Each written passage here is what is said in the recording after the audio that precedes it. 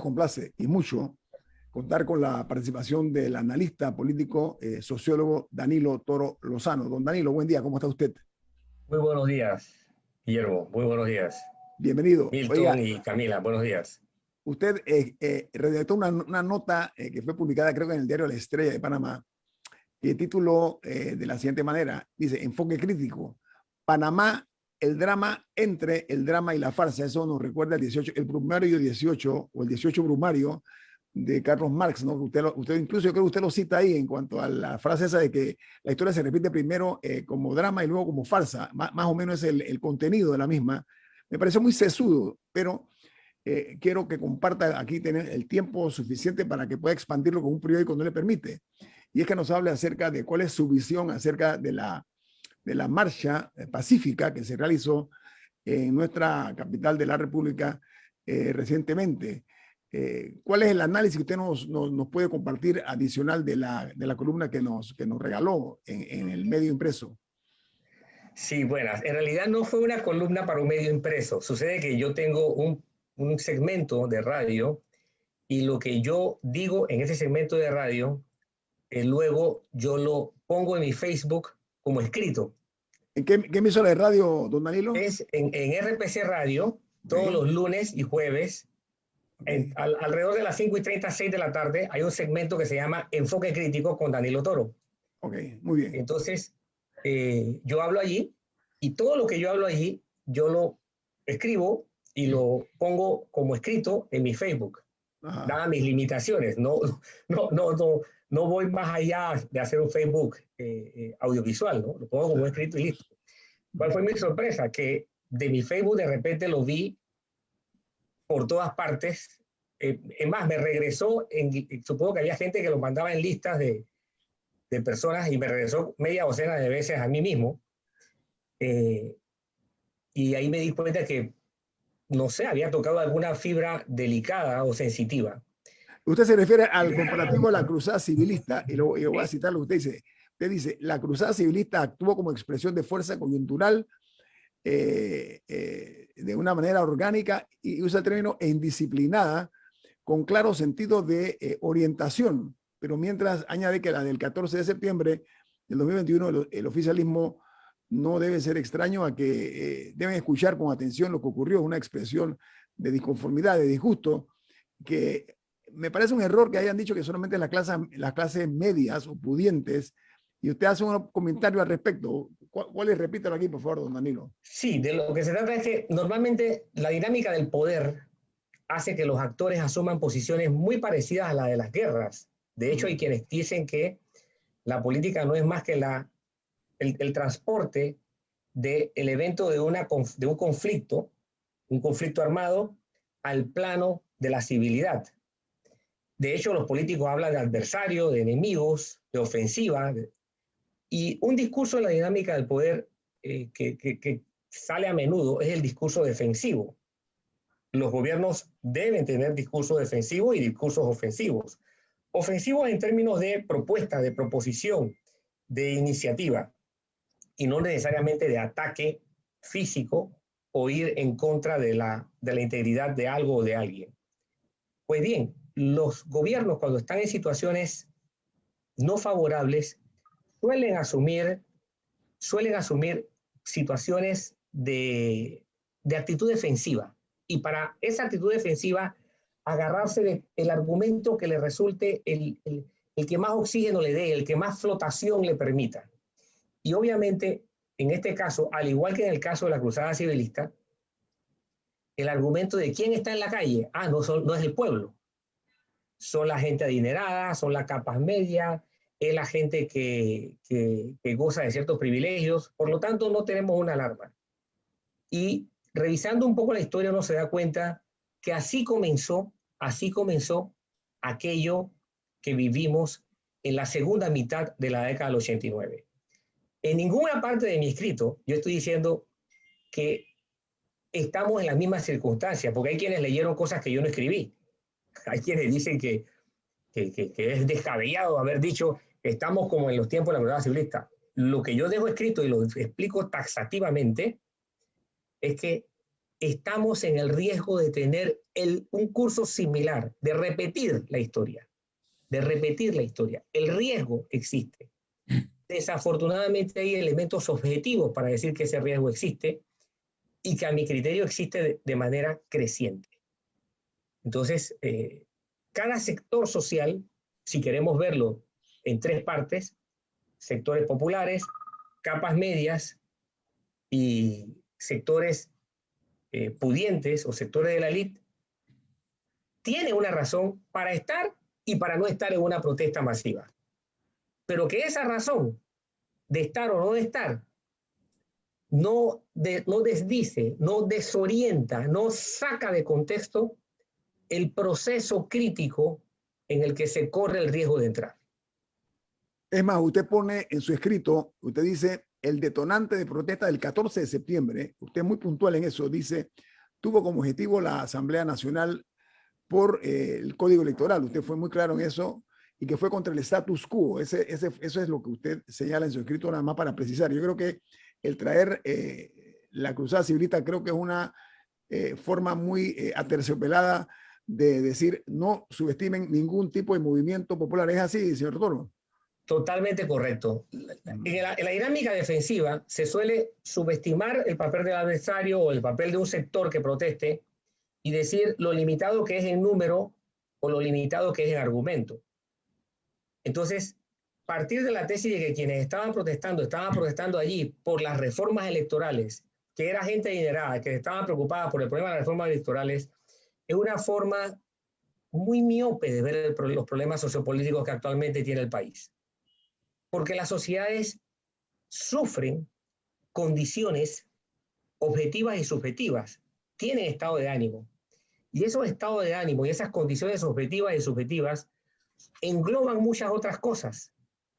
En realidad, la gente iría allí, claro, por un detonante como el Código Electoral, pero había razones que tenían que ver con cosas que habían ocurrido un mes antes, un semestre antes, un año antes o desde 2 años antes. Eso, lógicamente, cuesta que el poder instituido lo admita, pero hay un cúmulo de razones por las cuales la gente participa en este tipo de movimientos. Ahora, también debe haber razones por las que no participan. Y es que yo creo que es innegable que sí hay una segmentación en la forma de protestar en Panamá. Aprovecho para comentar que el grupo Frena de Eso también está convocando a una marcha este 22, creo que desde el Parque Porras a las 3 de la tarde, una protesta pues, por temas similares. Aprovecho para comentar eso. Pero hubo un afán en estas protestas por decir, nadie la está convocando, no es ningún grupo en particular. O sea, esa necesidad de negar, de decir, no hay nadie, es algo orgánico, no fue algo orgánico, pero esa necesidad de que no tengan cara, porque si no nadie va. ¿Por qué se da eso en Panamá? De que hay tanta desconfianza, y eso que Panamá es un país donde la gente protesta. En este país, y lo hemos dicho varias veces en este programa, la gente protesta todos los días y tienen muchas razones para protestar, pero, eh, pero sí vemos este afán por decir, no es nadie está convocando en particular. ¿Por qué? Primero, no es algo propio de Panamá, ¿no? Eso se ve mucho, incluso el 1 de mayo. El 1 de mayo usted ve en las capitales del mundo, que es el día yo diría que es el día del año que más marchas hay, más concentraciones hay en todo el planeta. Se ve que marcha unos sindicatos por una avenida en una ciudad y otro sindicato por otra avenida en otras ciudades, y uno desemboca en una plaza y otro desemboca en otra plaza. Porque hay intereses, y los intereses identifican a grupos y separan a grupos también. Entonces, lógicamente, se entiende que haya grupos que no quieran participar de uno o de otra convocatoria. Lo cierto es que, y ahí está Milton levantando la mano, ahora voy a presionar nuevamente una cosita. Lo cierto es que yo expuse en el breve escrito algunas razones por las cuales no se participan. Y esas razones tienen que ver con muchas cosas, ¿no? Por ejemplo, ¿por qué los sectores populares no participan? Como pasaba en la época de la cruzada civilista. Ese fue un argumento muy utilizado hace 3 décadas atrás, más de 3 décadas atrás. Pero yo digo, El hecho de que no hayan ido a la marcha no significa que no están participando. Y ojo, fueron a las elecciones. ¿Y cómo votó el pueblo? Y cuando digo el pueblo me refiero a la gran cantidad de votantes populares. Indara ganó 3-1. Es decir, quedó evidenciado con quién estaba el votante popular. Entonces, ahora, lógicamente, ese es un mercado electoral al que todo el mundo ve como un botín preciado, pero lo cierto es que los sectores populares asumen posiciones. El que no se presente en determinada forma es otra cosa. Y ojo, las protestas populares tienen su forma de presentación. Lo que pasa es que no sabemos leerla. No sabemos leerla. ¿Cuál es la lectura, cuál es la lectura Danilo Toro? ¿Cuál es la lectura que usted le da, usted particularmente? Yo creo que hay una acumulación de factores y de razones que están llevando al ciudadano, independientemente de su sector social, independientemente de su condición económica, lo están llevando a un estado de saturación que ha bajado considerablemente el nivel de tolerancia, el margen de error para los administradores de la cosa pública se les redujo. Margen de error que en otras ocasiones hubiera podido ser muy amplio. Ya no. Lógicamente, hay una serie de condiciones o factores que definen esto, ¿no? Pero acá de lo que estamos hablando es que la pandemia y los efectos de la pandemia, junto con desaciertos políticos, forman parte de ese condicionamiento del estado de ánimo del ciudadano. No tenemos que estar en la catástrofe política de 1989 para sufrir los mismos efectos. No. Podemos llegar a los mismos efectos pasando por una experiencia totalmente distinta. El nivel de tolerancia social está muy bajo. Milton, ¿tú querías decirme algo? A la vuelta del cambio que tenemos que ir, porque quería hacer un comentario y entonces un cuestionamiento de contrapunto. Bueno, ya, regreso el contrapunto de Milton, sí. Mientras vamos al corte comercial. Esto es Info Análisis, un programa para la gente inteligente. Gracias, don Milton. Bueno, Danilo Toro Lozano nos acompaña. Milton, usted iba a expresar un contrapunto al de Danilo. Sí, un comentario y un contrapunto. Primero tengo que dejar sentado que hasta donde yo sé, todas las grandes revoluciones de la historia se han dado cuando las clases medias se han involucrado. O sea, las grandes revoluciones, la francesa, la rusa, y podemos seguir haciendo listas, se dan cuando las clases medias, las capas medias se movilizan y entonces se suma la clase popular y algunos sectores de las clases dominantes, ¿ok? Así que no, dejo esto por sentado porque no devalúo la importancia de una movilización inicial de capas medias, aunque se critique de que no había una participación significativa de capas populares, porque las grandes revoluciones empiezan así. Igual pasó en el año 87, 88, 89, como ya explicó Danilo, y no voy a abundar en eso. Ahora bien, el gran error de los estrategas es luchar una nueva guerra con la estrategia triunfadora de la guerra anterior. Eso le pasó a los franceses en la Segunda Guerra Mundial, cuando pensaron que con la línea Maginot ellos iban a ser inmunes de una invasión alemana. Y bueno, pues se les metieron por Bélgica y le pasaron por detrás a la línea Maginot con la estrategia del Blitzkrieg. Así que cuando yo veo los eventos convocados en estos días, la marcha del 14, y veo las noticias con cámara de tiro cerrado, con mucha cobertura previa, yo veo un interés de los grandes medios de comunicación en que se diera esa marcha y en dar la impresión de que fue muy exitosa. Sin embargo, los números que he leído hablan de 3.000 a 4.000 personas, lo que no es una marcha significativa ante el ambiente que se creó de indignación nacional. Sin embargo, hay que decir que hubo marchas en el interior, pero nuevamente, cuando veo la cobertura noticiosa, eran tiros cerrados, así que no se puede dimensionar cuánta gente había en estas marchas, y puede ser unas decenas de personas, tal vez unos cientos de personas en el interior, pero no esas marchas multitudinarias y por lo cual, si el gobierno estuvo pendiente de eso, pues manifiesta no preocupación. Por otra parte, un comentario que puede ser con alguna maledicencia o no, en una de las glosas de hoy de los diarios que decía que mientras sonaron o se hizo un llamamiento a sonar pailas y sonaron en los barrios de clase media, en los barrios populares este fin de semana lo que había era el boombox y la fiesta, ¿no? Entonces, en ese contexto nosotros podemos estar tratando de replantear, y eso hace el discurso de los que convocan la marcha del 14, entre los cuales tengo muchos amigos, y tal vez no les guste este análisis, pero es lo que estoy viendo. Estamos escuchando discursos de revivir la cruzada civilista, incluso con algunas figuras destacadas de esa época, cuando hoy en día en todo el mundo, no solo en nuestra región, lo que está dinamizando los procesos políticos son discursos de polarización, que si la vacuna o la antivacuna, que la mascarilla, que la libertad, que el aborto, que la libertad, que la protección de la vida, que el matrimonio igualitario, que el matrimonio tradicional. O sea, esos debates polarizadores en donde en lugar de partidos o bandos acabamos teniendo tribus, donde el otro es visto como un enemigo mortal con el cual no se puede transar. Es lo que estamos viendo en el resto de los países y por qué en Panamá la dinámica va a volver a ser la corrupción y el robó pero hizo.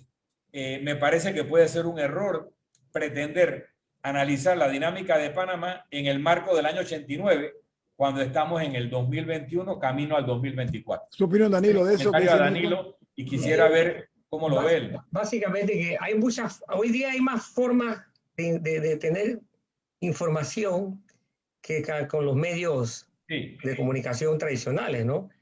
Y yo he visto muchos vídeos caseros de gente que lo ha hecho con su celular, que tienen todo tipo de ángulos y de tomas y todo eso. Así que no me puedo referir a los vídeos que tú has visto allá, que tú has visto en los medios de comunicación, como la única forma de información para hacerme un juicio.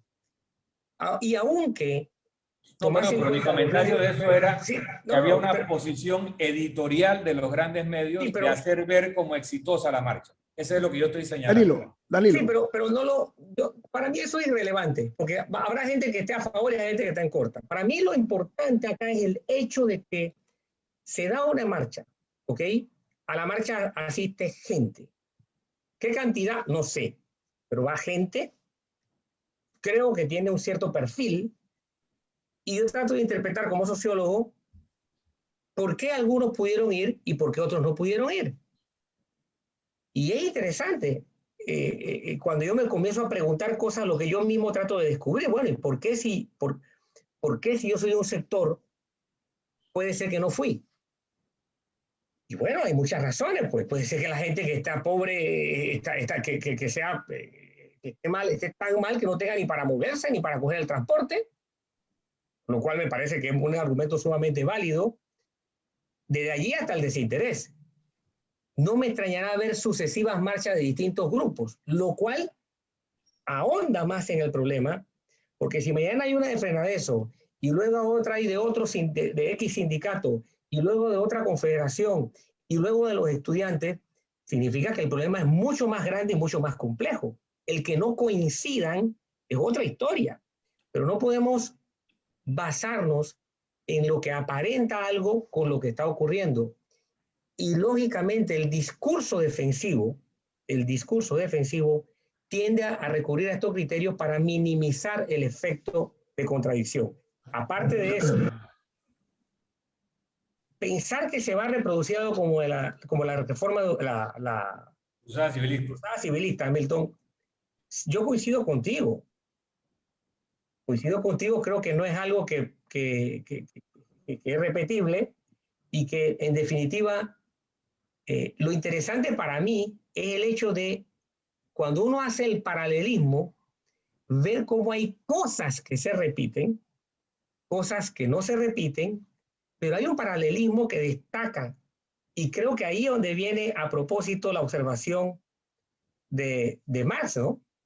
que hay cosas que la historia se repite. Unas veces como drama, la primera como drama, y otras veces como farsa, como comedia. Desafortunadamente, vivir una comedia en medio de las condiciones en las que estamos viviendo es terrible. Pero corremos ese riesgo. Corremos ese riesgo. Mira, lo peor que puede pasarnos es que quienes administran el Estado no tomen lectura de la realidad, que para mí es el problema de fondo. Okay. Tienen que tomar lectura de la realidad. Y así cierra el artículo. Deben tomar lectura de la... Y la realidad no es para decir, estamos bien, todo lo que estamos haciendo está bien. No. Camila. Hay que ser mucho más autocrítico en esto. Camila, tú querías decirme... Falta audio, Camila. Hablando de discursos, el presidente Cortizo dio un discurso este fin de semana donde acusó a sectores opositores de sembrar el pesimismo en el país, etcétera, y de alardes los pies cuando están tratando de empujar hacia adelante. ¿Cómo calificaría? ¿Usted escuchó el discurso? ¿O ha leído al respecto? No lo escuché, lo leí, no lo escuché. Lo leí. ¿Qué opina de...? Porque rara vez se ve al presidente Cortizo dar discursos de este tipo. ¿Cómo lo calificó? Lo que sí pudo observar. Es un discurso contextualizado. Es un discurso para el contexto en el que él estaba. El contexto en el que estaba se llama un acto del calendario político del PRD. El PRD necesita escuchar eso. Y ojo, cuando hablo del PRD, ni siquiera te puedo decir que el PRD tal y cual como se describe.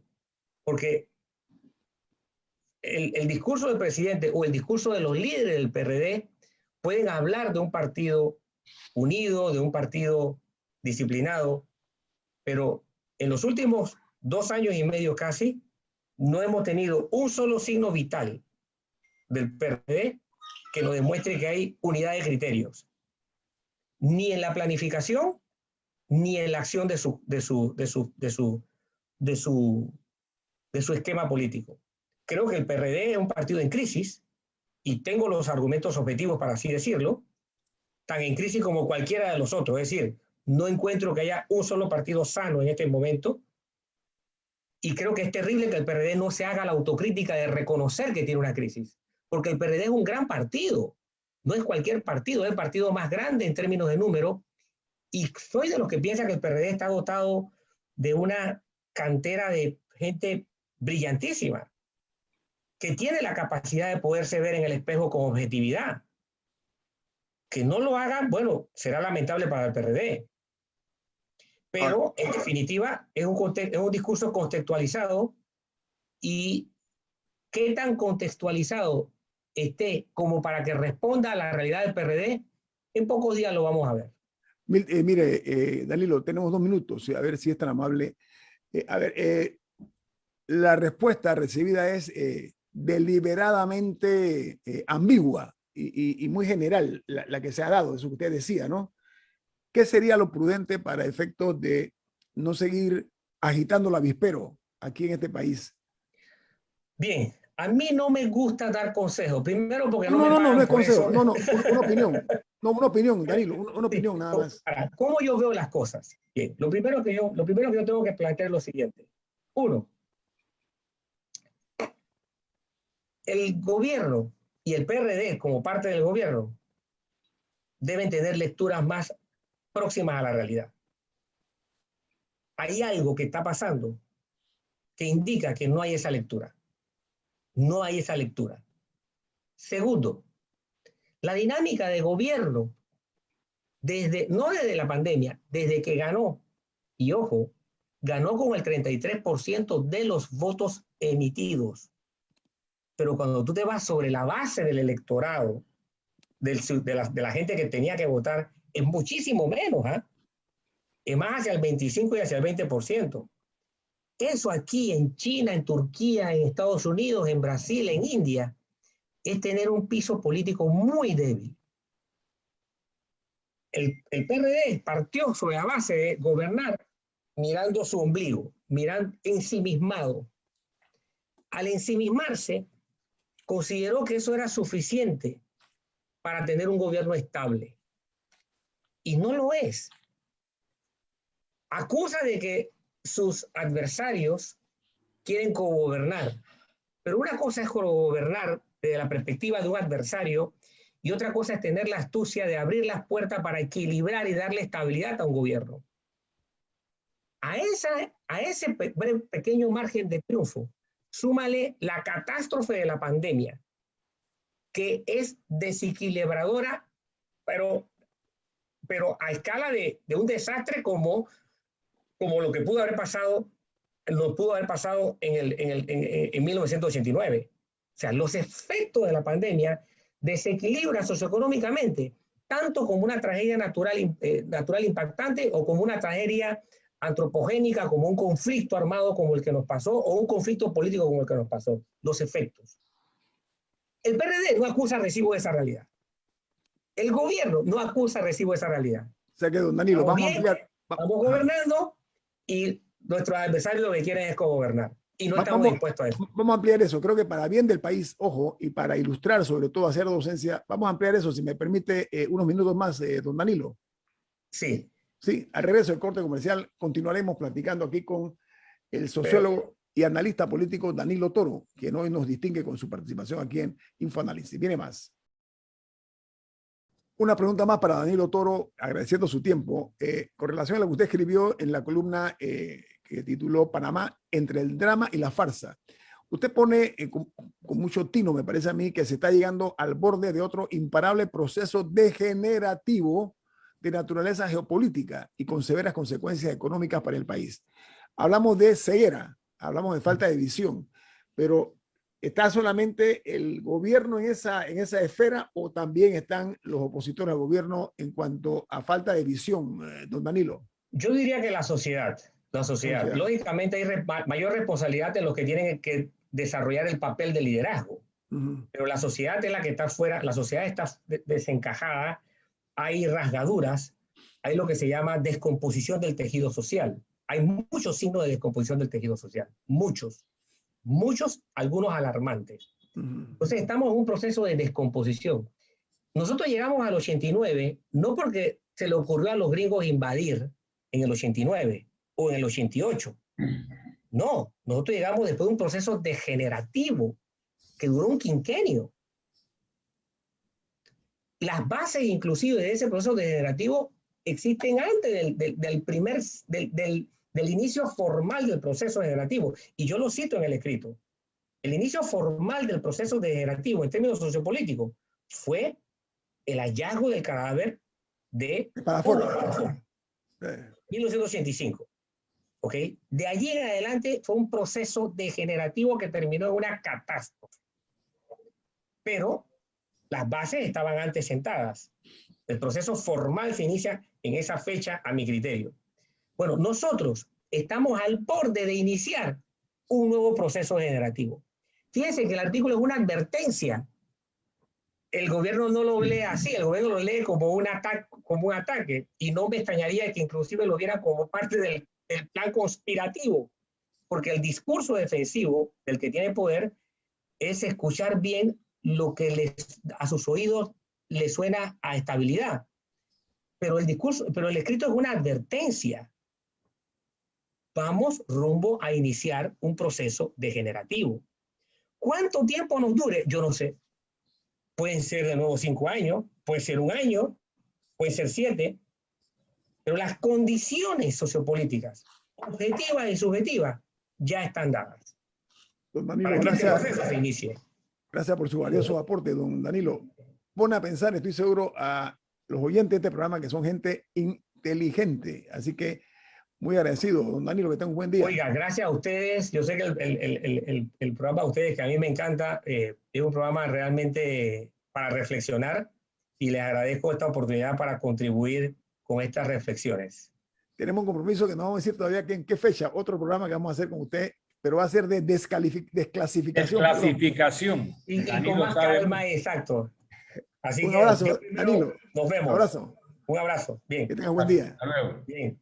Bueno, hablar de reflexión es importante, pero yo creo también que dentro del concepto propositivo de un programa de esta naturaleza, Danilo dijo algo importante, Milton, y es que cuando se hacen este tipo, o se adoptan este tipo de posturas, siempre los beneficiarios del poder lo ven como un ataque, lo cual no han aprendido nada, han vivido mucho, pero han aprendido muy poco, de que el problema es que en el poder, además de la ceguera, está el hecho de aquellos que están en el entorno, en la cliqué de los gobernantes.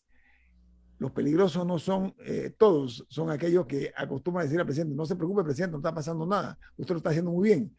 Cuando no le dicen realmente a los presidentes con valentía, con dignidad, pero sobre todo con compromiso, presidente, hay esta situación, por supuesto, usted es el jefe, pero hay esta situación y la comparto con usted. O sea, creo que eso es un mal endémico en todos los hombres en el poder político. No obstante, Panamá tiene una situación, al igual que el resto del mundo, distinta a décadas atrás, y es que estamos saliendo, y espero que así sea, de una pandemia que ha golpeado muy fuerte la economía de los panameños, además de, obviamente, el tema sanitario de la salud. La idea de la lectura, cuando tú hablabas, Milton, de la lectura, la pregunta que yo me hago es si el gobierno nacional está viendo con una visión periférica todo el parque de béisbol. O sea, si están viendo nada más hacia el lanzador, hacia el pitcher que está en el centro, o están viendo también todo el estadio. Esa es la pregunta que yo me hago.